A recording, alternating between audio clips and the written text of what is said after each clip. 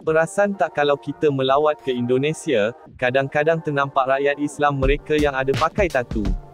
Minum arak juga nampak macam bukan perkara yang sangat pelik di sana. Lepas tu bila tengok filem Indonesia, banyak je watak Islam yang berkahwin dengan orang bukan Islam. Boleh ke macam tu? Kenapa orang Islam di Indonesia nampak lebih bebas dari Islam di Malaysia? Saya bukan cakap yang Muslim Indonesia ni ramai sangat yang bertatu dan minum arak, tapi apa yang saya nak cakap ialah, perkara-perkara ini tak dipandang pelik di Indonesia. Cuba bayangkan jika Melayu Malaysia pakai tatu, mesti orang tu dah kena cop kafir. Jadi dalam video ini, saya akan ceritakan kenapa Muslim Indonesia kelihatan lebih bebas dari Malaysia. Sebelum tu, jangan lupa subscribe untuk support channel saya ni.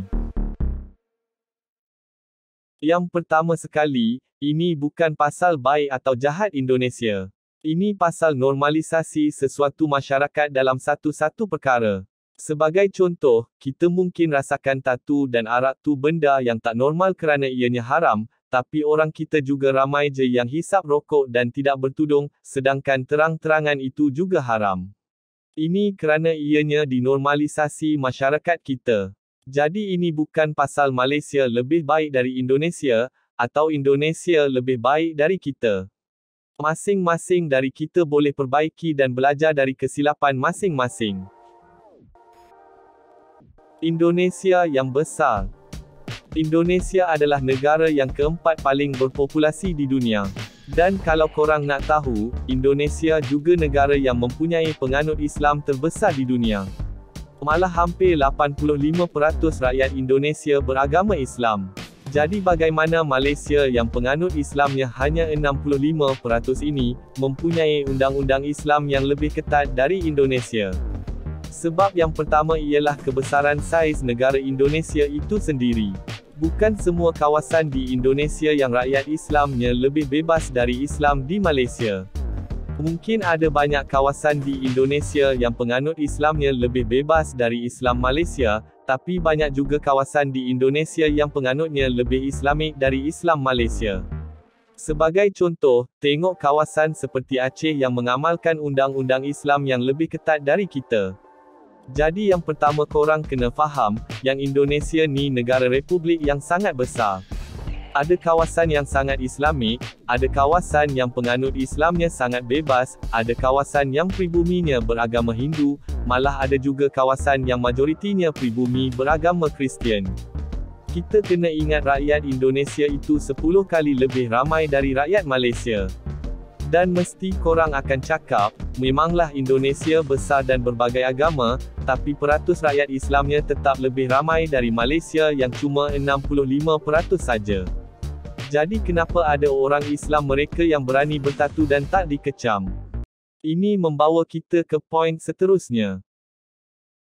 Etnik pribumi yang bukan Islam.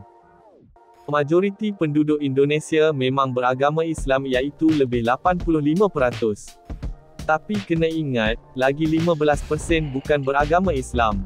Dan dalam 15% itu, mereka bukan saja beretnik Cina dan India, tapi kebanyakannya adalah etnik pribumi Indonesia. Jadi bayangkan ada 40 juta orang Indonesia yang bangsa, rupa dan identitinya sama dengan warga Indonesia lain, tapi bukan Islam. Senang cakap, ramai je orang pribumi di Indonesia yang bukan Islam. Tidak seperti di Malaysia, di mana semua orang Melayu itu beragama Islam. Jadi bayangkan kita ni orang Jawa Islam, dan kawan kita juga orang pribumi, tapi bukan Islam, yang pakai tatu, minum arak, dan sebagainya. Jadi tentulah benda macam tu bukan lagi tabu dan pelik kerana ramai je orang pribumi bukan Islam yang pakai tatu. Kira kalau orang Jawa Islam nak pakai tatu pun, tiada siapa akan persoalkan kerana ianya normal untuk nampak orang pribumi bertatu. Berbeza pula dengan di Malaysia, walaupun penduduk Islamnya hanya 60%, tapi hampir semua orang bukan Islam di Malaysia itu berbangsa Cina dan India. Hanya minoriti saja warga Bumiputera di Malaysia yang tidak beragama Islam.